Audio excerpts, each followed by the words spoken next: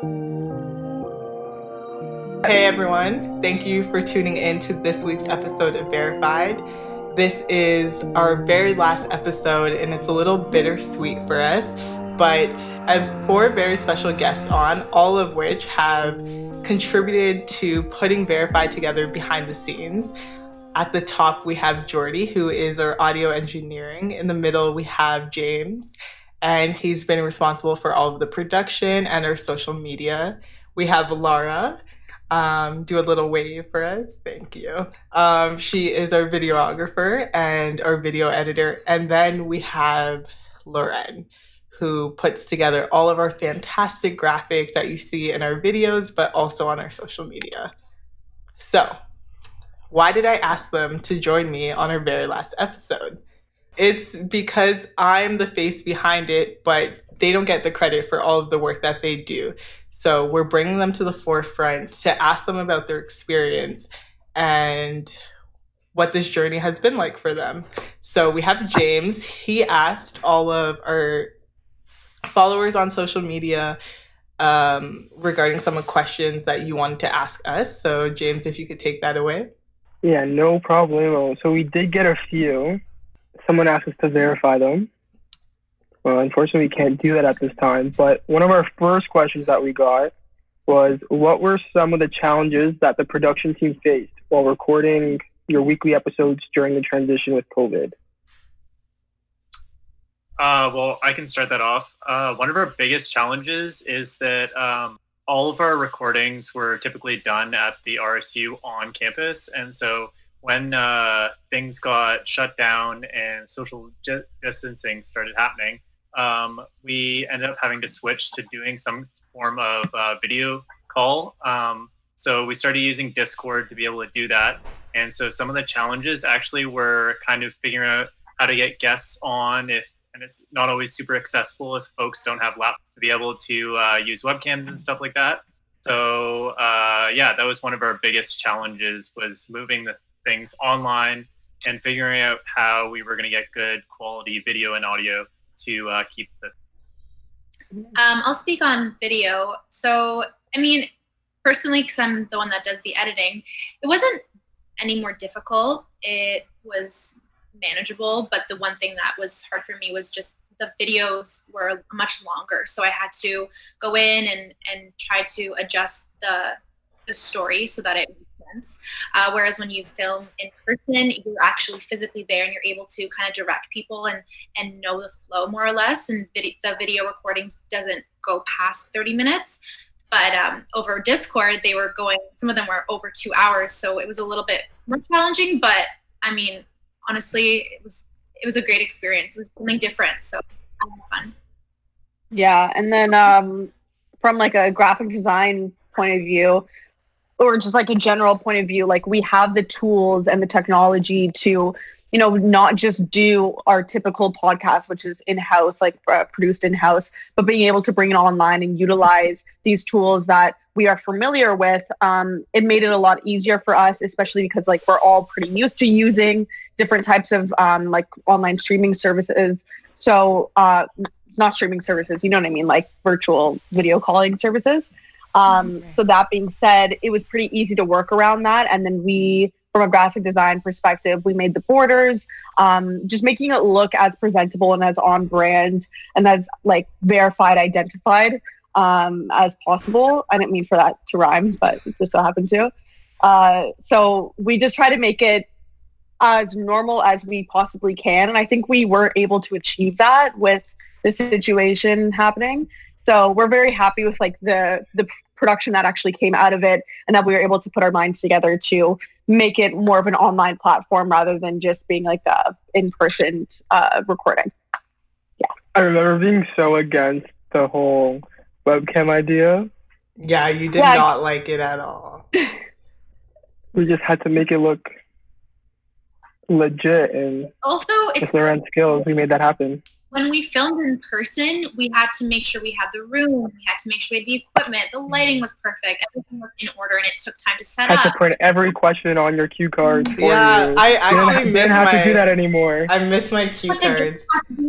Come and show up and have time to show up for us. But when you do it over webcam, it's actually easier because they can be in their home. They can just press a button and they're in a call with us. So it feels it's more like, to Laura's point earlier about the length of it, people get really vulnerable because they are in their homes, but it's really challenging because I was so used to having James come and wave me down and have like 30 minutes, 20 minutes, 10 minutes, like countdowns. And now I don't have that. It's just like I have to be cautious of my own time. But a lot of people who are coming on love what they do, so they could talk forever. they're more And they're comfortable, right? Yeah. way more comfortable. Yeah, Should we great go on the second question. Okay, let's jump Which, into like, more. to that, like, it's a good thing too that they're more comfortable, because like you want those in-depth questions. You want to actually like be able to have a full-on conversation about it with them being like comfortable to speak on what they want to. So it's kind of nice, actually. Yeah, I agree with that. Jump into some more. We got a lot of hellos and highs and winky faces. Someone asked how to hustle 101, Nice. but a Nice. more serious question was, what was your favorite episode to record / interview / prepare for? So I guess I'll hop on that.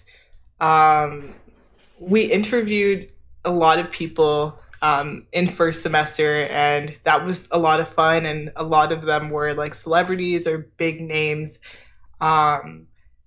I actually got, and I haven't talked about this, so it's kind of cool, but I interviewed Brother Nature, and I was actually the one who brought him to the hospital when he found out he had malaria. So very interesting time for me. And it was just interesting and good to like sit down with people and break the barriers, like especially who are like verified and big known. So that was really cool. I also got to interview Sophie, and I loved that conversation. But my favorite person to, research with James was definitely Joseph, because I remember that moment of us being in my office and we were watching his documentaries, and we genuinely were like falling for his art. And I don't know, like James can touch on it more, but for me, it touched me so personally, and we're sitting there and it was just like a bonding moment for the two of us to be researching him and then asking him questions and preparing for it. It just really made it something special. So definitely preparing for that was my favorite. I think with that one, I think with preparing for it also made us realize like kind of a new direction that we wanted to take Verified in the sense of more Toronto-based, more Ryerson community entrepreneurs and students. So I think, yeah, that definitely was a good one. Yeah. And then for who I actually interviewed, I don't know if I'll get in trouble for saying this, because I think everyone on our podcast was so great and so much fun. But it also just depended on my mood. Like I was dealing with the court case, so a lot of times I had to like go in and be super hyped and energetic, and I wasn't really that in that mindset or that mood. But Alyssa was definitely my favorite person to interview, because we talked about periods and it just felt like I wasn't being like extra or like modifying how I talked. It was like the first time I felt like true to myself and chill, and it was an issue that affected me and that I cared about.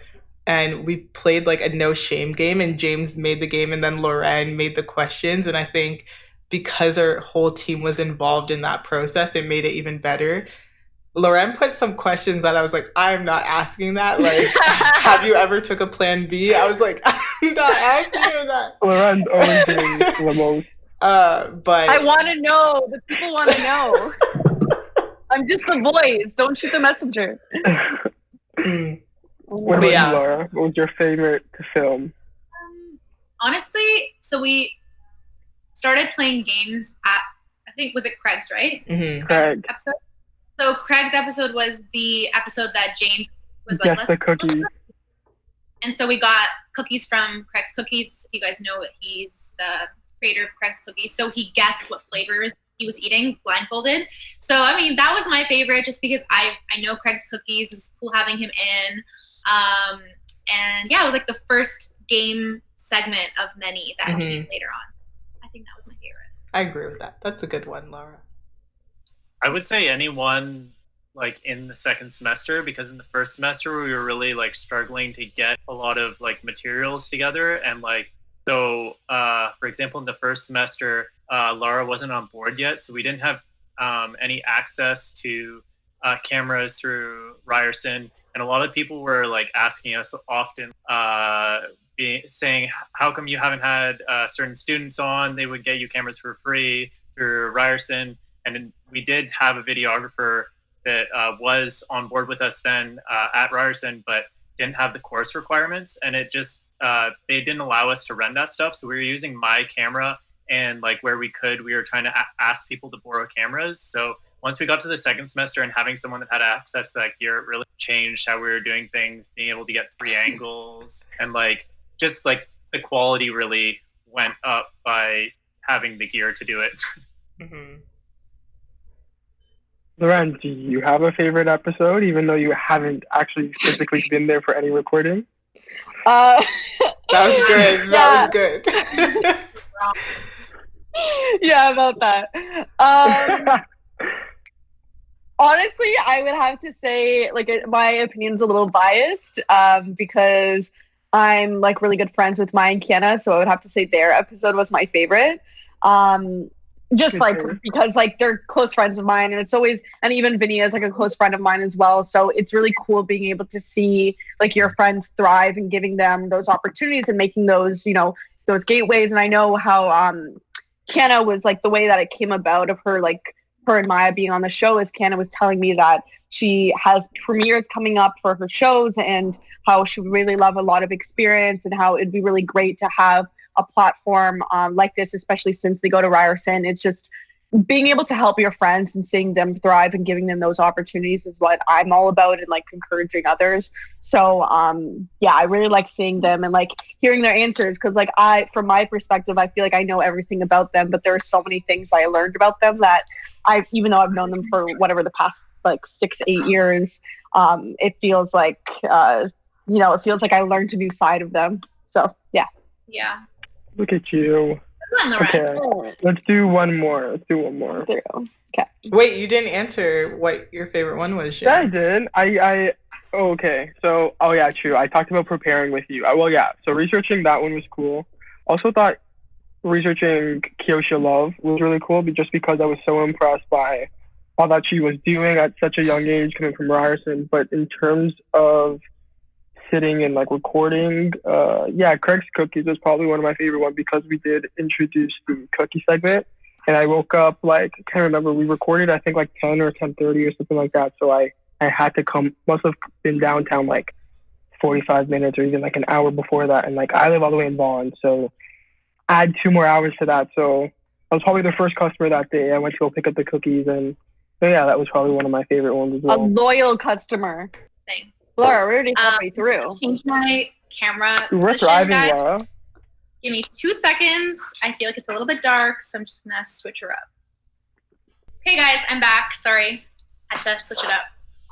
It's all good. Okay, let's do the last question.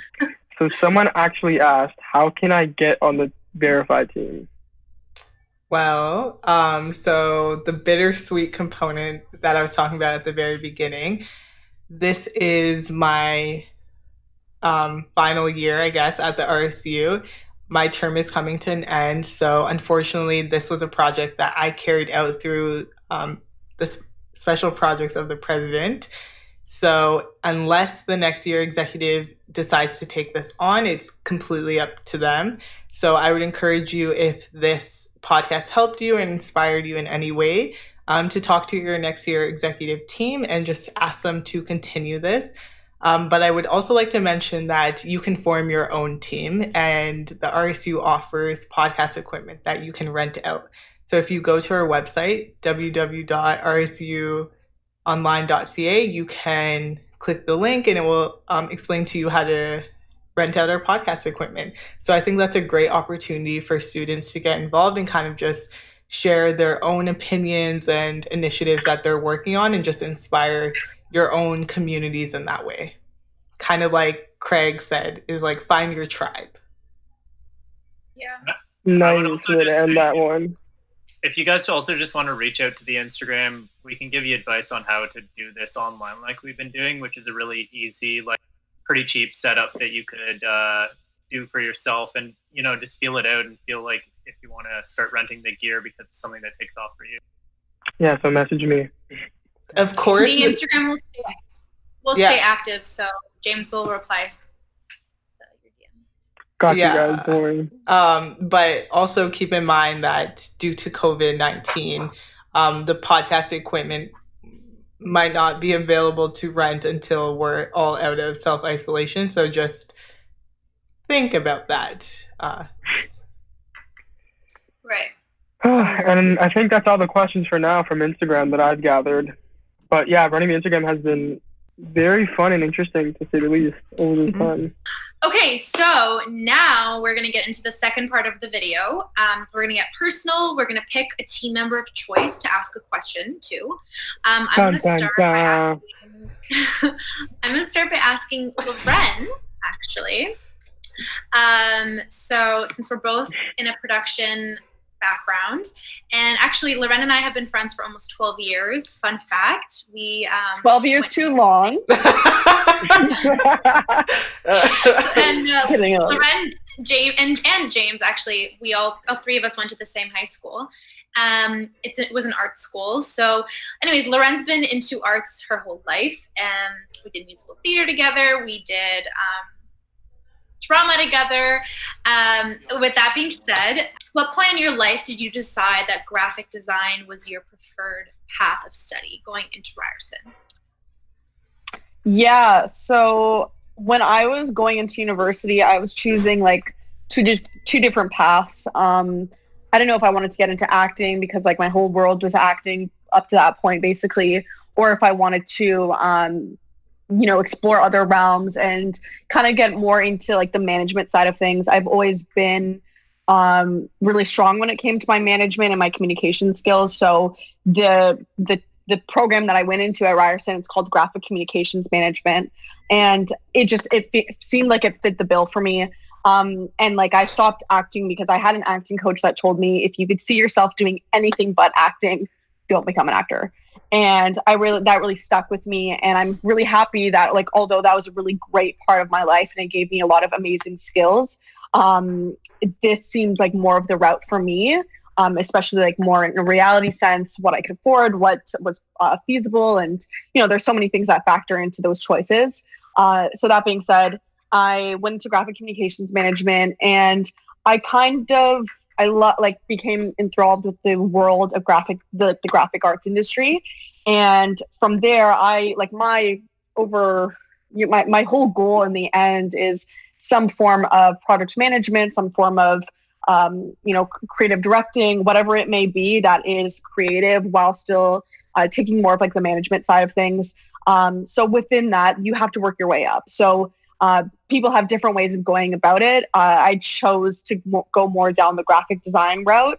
And I do really enjoy it. And I find that it is something that it's just like, it's free to me. It comes naturally. There are times where it's like, oh, I need to think of this design. Or for instance, when I was doing the quotes for Verified, I tried to make them very, their own and speak on the actual quote in some format, whether it was more like obscure or more obvious, I guess. I don't want to become a graphic designer for the rest of my life. It's kind of something that is a tool that I really like having, and I find that it is, helped me a lot, not only just like my own projects and school projects, but also with my friends and being able to share with others. And I'm really proud of a lot of the work that I have done, especially like being in Verified. So that being said, like I've taken on more of a project management side with all of my other different projects. So this was really nice being able to be managed by, Vanessa and the rest of the team, and then working under as a graphic designer while still, having my input here and there on like marketing decisions and other elements of the podcast.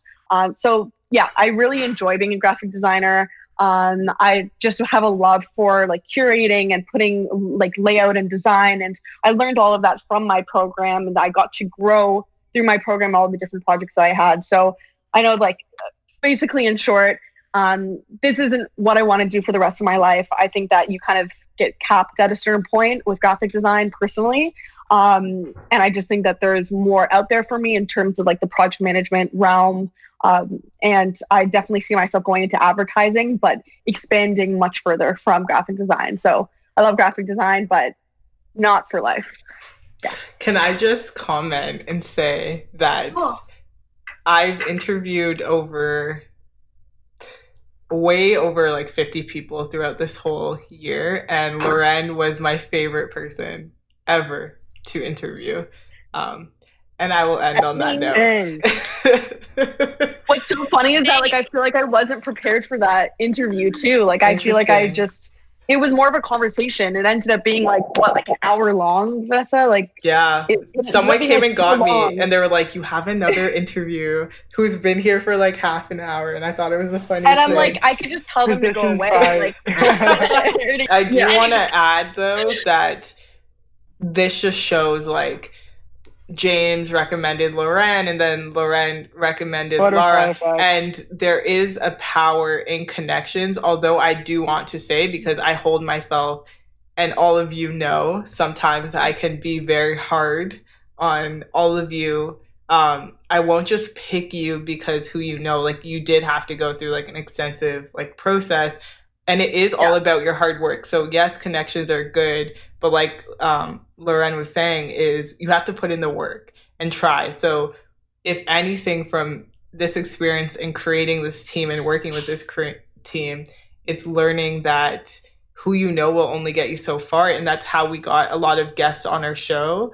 But it also, they were all talented and all were great. It comes down to why you're offering the referral. And like, I wasn't going to offer the referral to Loren if I thought it was just going to be like any ordinary person. Like I guess I strategically chose to like refer Loren because I knew that talents were worth our while. But that even shows like I trust anybody James recommends. I trust because I trust him as a person. So that speaks so much if people will take your word on things. So again, building yourself up and building your own portfolio allows you to actually get your friends jobs and allow your friends to have opportunities because people will trust you. But that's also a dangerous game because you don't want to just trust your friends because they're your friends. Ensure that they're good at what they do. My question is for Jordy. Hello. So you're currently studying at Ryerson. You're in the medical physics program, which, what the fuck? That's crazy.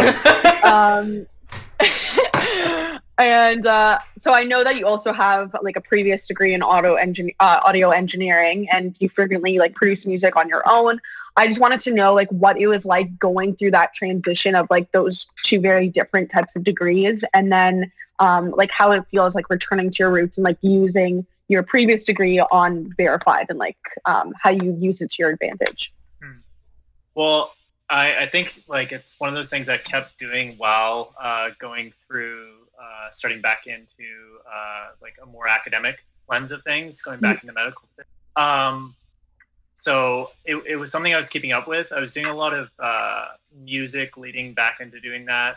I had done a project for this artist named Sidani, which got longlisted for the Polaris which I did all the mixing, recording, and mastering on. But all of those types of things are projects that have a way more compact schedule. Like you start something, and when they come around, you're like eager to work on them, and you do really great work. But I was kind of eager to do something more like this because of the fact that it has the ability to be long-standing, and you get to work on a lot like more stuff continuously throughout that like process. And for anyone that wants to get into this sort of stuff, it's like pretty different of a style of doing things. The goal in today's music is really to just get things as like loud as possible, mostly because if your thing sounds louder than the next thing in the Spotify playlist, it sounds better to people's ears. Whereas with conversational stuff, that isn't really the goal of it. So you kind of have to pivot and figure the nuances in that. And yeah, so coming back to this project, it was really cool to get to like support a team that's like multifaceted like this. So all of us have been sort of handing off files with drives and Google Drive and stuff like that. So having the sort of knowledge and learning more things about Premiere, just so I can get all the audio in there nice and cleaned up from the audio software into Premiere. So, Laura can be able to edit it properly and it's fully synced, was just being able to build on that sort of music and audio point of view and kind of start learning what other people expect out of you in the like workforce. So yeah, like on that, like I think it's what's something interesting, and James and I were talking about it earlier today actually, was how like it seems like music is this type of thing where there isn't so much structure to it. It's something that you just like have to keep on creating, and it's not like obviously like art first, structure later. Yeah. Like, sorry, James? Art first, structure later. And I think that was kind of the approach we took in first semester. Exactly. Whereas like I feel like something like Verified now, like a second semester at least, it's very structured where we have, we have our timelines, we have our deadlines, things need to get done, and this has to be structured this way. And so like you could see that like we're slowly improving with every episode, which was our goal, because like you're not going to be, perfect off the bat, but as long as you could show that improvement, that's all that really matters. So it's kind of like different from like the music production of like what you're working on. So I just thought like it's cool. It's like that you're able to do both, like both structured and something more free-flowing, like musical producing. Well, I think one of the things like that I would give advice to any people that want to sort of get into that creative realm of music and stuff like that, it really where you're going to see the most benefits and you're improving yourself the most is actually getting through those days where you sit down at your computer or however you create and you make something anyways, and you just go through making a few things. The more times you're at that bat, the like better you'll do. And when those moments come around where you're feeling like exceptionally creative, you're not going to be like bogged down by the technical aspects of, what's the quickest way to load up this file and get into the idea I have. So I would say this type of structure, like anyone that is a creative, if they can get into something that's like a week by week thing, or like impose those things on yourself, maybe trying to make something every week, you'll actually like see a lot of benefit. Yeah. Preach. Cool. So I guess next I have a question for James. So James was someone that had to work behind the scenes and kind of get us herds of cats like in a line, as we just kind of spoke about. We were kind of a little bit more free flowing last semester, and James really had to like coax us into like getting the best possible product out of all of us. So one of the things I wanted to ask about is when you're in school, you do these group projects, and it's like a tendency to just sort of say, oh, someone's like slacking, but I want to get a really good mark, so I'm gonna like pick up the slack and like just do the whole project. But how so how would you say you approach this differently in like this work environment, and what's something like maybe people that are currently graduating can like take into the workforce by like this difference in working with an actual team compared to a group project? Very in-depth question. Yeah, very good. ABC part D. Okay. Okay. So I guess like the big difference that I found was, I think you're right. I feel like a lot of the times while like working in group projects, as much as like we can easily just delegate the task, and I can like just assume that you're gonna do it. And if I don't like it, I have the easy capability of just not just going in and manipulating it myself, but like communicating to you, telling you what I don't like, and then working together on doing and like getting the desired result.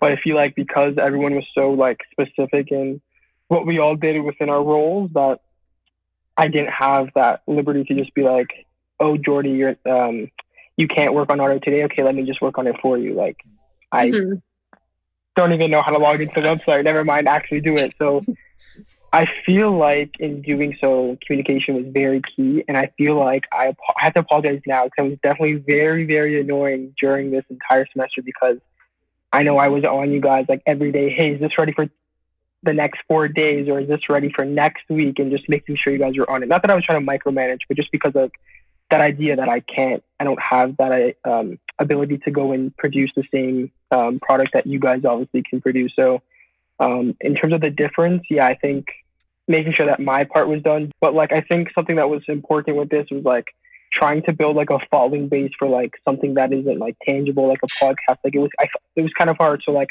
we really were trying to find creative ways where we had daily content to like pull people's attention, to remind us to like for us to find ways to stay relevant for our viewers. So yeah, I guess all of that was a lot. But yeah, communication. And yeah.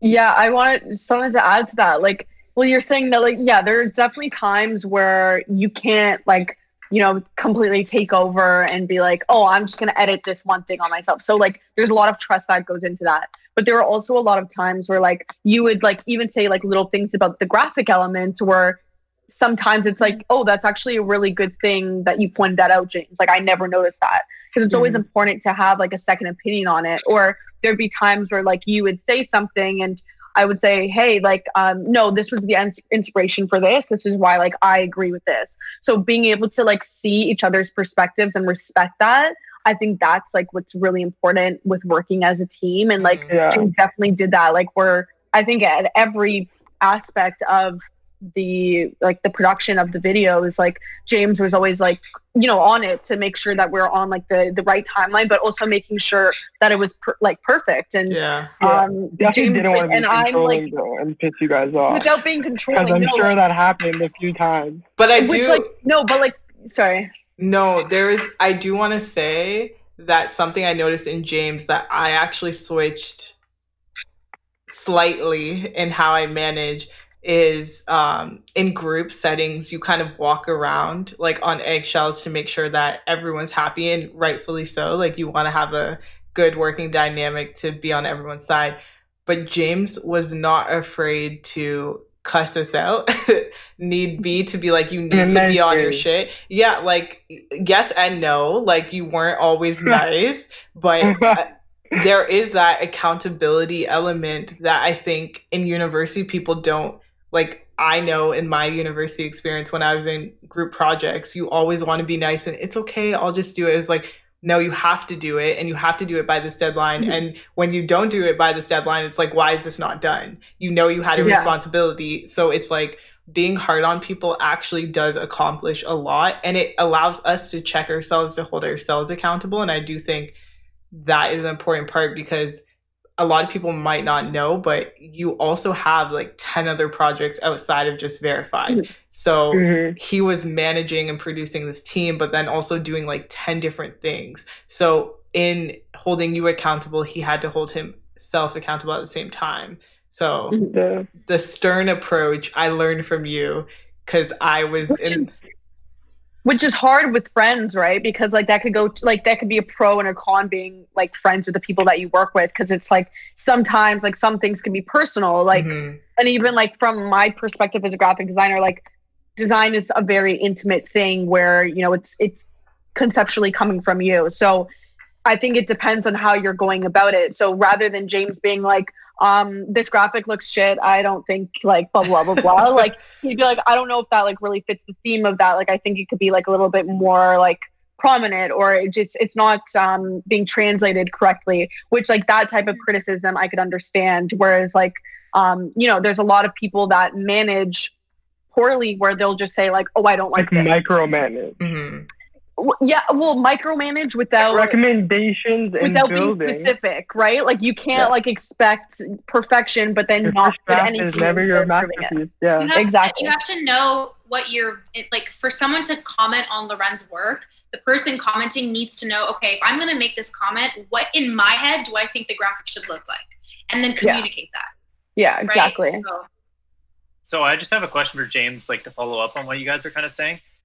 So a lot of the time when you're trying to get something out of a team member where you don't have those skills, you have to kind of learn the language that they speak in. So something that's very typical with music is artists will say they want it to hit more. And as an audio engineer, you're like, what the heck is hit more? You're like, oh, okay, you want the impacts to feel like heavier. You want like all these things, and you have to kind of learn that language to speak back. So James, you're working with like 3 different types of like things that go into this art form. Like, how did you learn the languages to speak to the 3 of us? Honestly, I don't even. There's so many times where I would try and like upload an image, but then like I would get this like notification saying like, oh, your graphic is under 2 megabytes. It has to be actually 4 megabytes and at this quality and this pixelation. So I'd be like, yo, Loren, just send me at this with this version. Or like even when we were doing the verified launch party and I had to translate Loren's graphics to get them printed and I had to do that by myself. And she was like asking me for like all these proofs and different copies and different files. I was like, There's systems, yeah, that you're like your knowledge. I'll send it to my girl Loren and she'll email you back. But how did I end up getting to it? I think just asking you guys questions for clarification all the times was key. But again, as soon as the lingo got way too in depth, I just had to like, okay, whatever you say, yeah, bet. That's right. Let's do it like that. So 100%. But going with asking questions, I was actually responsible with asking Vanessa questions. Well, not asking Vanessa questions, but helping you prepare questions for you to ask our guests. So with that, was there ever a conversation where I created questions for you to ask, but because like I guess you ended up being so into like the natural conversation and just interacting and vibing with who you're speaking with that like, because obviously you can't prepare for everything ultimately before you go into a conversation, but was there ever a conversation where you actually completely disregarded all of my research and work and you kind of just took control of the boat and just let the river take you? Vanessa driving That was deep. There was two people that I did this, and let me just start by saying James did. So second semester, the university like failed to recognize the RSU in January, and it happened for a short moment of time because we won the injunction and we're sunny now. We recognize. But this happened a week before our launch party, so I was like dealing with like the law and having to be at our lawyer's office a large majority of my days. And then I legitimately went like this and just passed everything to James, and he executed everything so perfectly. And within that, because I used to love being a part of the research because my background in school is researching as well. So I loved doing all of that. And because I couldn't be doing like two things at once, James had to do all of the research for me. But we had a system where he would send it to me, and the night before I would go through it and like take out questions, add my own. That was all great. But there's 2 times that I never looked at his questions until the day. That's a lie. Until the minute before, or even like I didn't look at it at all. And those 2 people were Craig. Craig I looked at half an hour before he came. And not gonna lie, because Laura really had to help pull in that game segment. She was cracking open the cookies, getting the plates ready. And then I didn't know we were playing no game, so I was like, no one reviewed anything clearly. Well, the thing, so with Craig, so the second person was Kiosha, and I'll get into that. But with Craig, we asked him questions, and it was like the first question, and it just threw me off, and I said, fuck these questions, I'm asking these ones.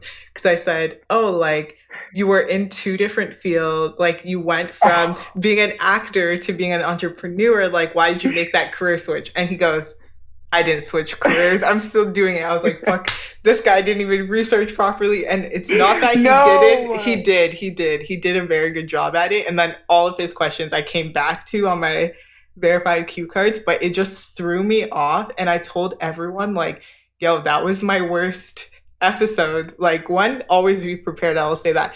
But then so many people at Ryerson, like we have a board of director, Anna Sophia, she watched our episode and now she's trying to create a deal with Craig's Cookies for Ryerson students, which is dope.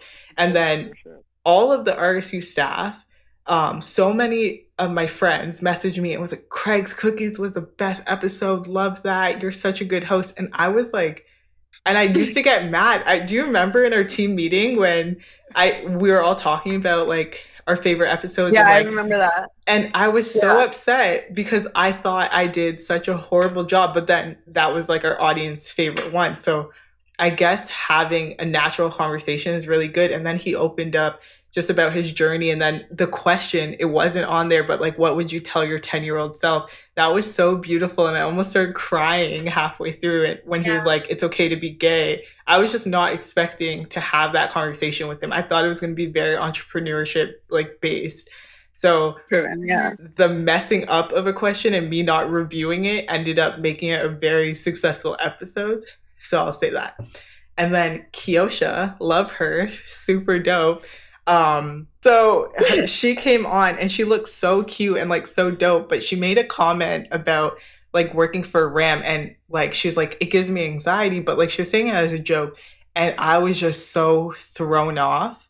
Like, and James kept saying like he was researching. I think I might have been in court that week or something, but James really loved all of her questions, and he's like, yo, she like advertised for Nike, Absolute, and just showing me, he's like, she's so cool. And I was like, yeah, James, like I'll look at it when I look at it. And he would message me and be like, have you read the questions? And I would lie, and I was like, yeah, I read all of them, don't worry, I got this. You guys see what I was dealing with?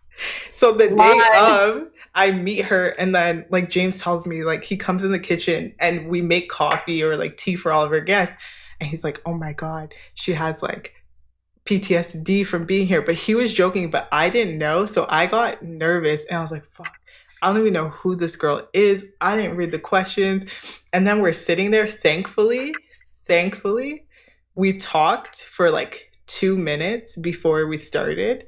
And Max Irwin, he's a RSU board of director, but our last president, shout out to him, he knew her, so like he kind of broke the ice with that. And then I started reading, like I read his first question, but I hate like looking at a screen and then doing like this. And then all of a sudden we got into supporting community, and then she started talking about her relationship with her mom, and it was so beautiful that I was just like, fuck these. Sorry. And that also was such a special episode too. Like I have so many favorites, but again, that one just turned out so great. And I was learning about her like as she was talking, and I don't even think I asked her so many questions because she just like loved to talk and she carried the conversation. So I just let her go. I was like, the wheel is yours, take it. So those were the two people who I didn't prepare for, but it turned out really, really well. Okay, everyone. So the very last question, as you can guess, is for Lara. And I just want to touch on you as an individual, but also as a professional, because you're working on this project as someone who's in media production. And a large part of this experience actually contributed to your credit, which I think is great. And it was an opportunity for the RSU to actually support students in their craft, which shout out to that. But I do want to talk to you about your experience, how it differs being in the classroom and outside of the classroom with regards to time management. Yeah, good question. So in relation, so I'm in media production. It's a production program at Ryerson. We do cameras, we do multi-camera, we do marketing, we do a bunch of media related stuff. So the difference in that versus a project like this is that every week we have an episode, we have an air date. And you know, in my school life, we obviously have deadlines for projects and stuff, but they're a little bit more flexible in terms of, oh, you guys need more time to work on a project? Cool, here's an extra like 5 days. But we don't, like for Verified, we don't have that because every Friday there needs to be an episode because the marketing will not work out if there is no episode. Because every Saturday we have a filler post, every Monday we have our quote, every Tuesday. Yeah, just with that being said, the importance of knowing your team's schedule and knowing how long it might take for someone to do their best work, and obviously not letting them take advantage of you, but still being able to be firm with them and say, okay, can you have it by Wednesday latest, because we want to be able to watch it, we want to be able to go through it, we want to make sure there's no errors. Like, one, editing is so complex. You're putting in videos, images. So how much time do you dedicate to your craft, and where do you get the time from if you're in school, and like how do you manage that? Good question. a lot of the work that I did, I have to thank James and Jordy for, because they actually helped me with the process of editing. So for example, we would shoot our video on, let's say Tuesday on a week. And then Jordy would take the footage and he would sync the audio, and he would, first of all, he'd compress his audio and make it sound perfect, and then sync the video with the audio, and then send me the file. And I would go into the project and it would already be synced. And that helped so much because, first of all, I'm so bad with syncing and audio and anything audio related, and he just made it easier for me to start the project flowing. And I would give myself 2 days. So the first day would be more or less kind of the rough cutting and the rough like overall look of the video, and then I would send that to James, and James would watch the video and he would give me time segments for when the best quote would be and what the quote would be for. Then Loren would start editing the graphic. And then as Loren is editing the graphic for the quote, I go into my second day of editing and do the final inputting the graphics James chose for me, doing the color correction, doing the final cuts, inserting the intro and the outro. And by then, Loren should have her quote done and the video would be done. So once the video airs, the quote airs, and it's just all timed perfectly.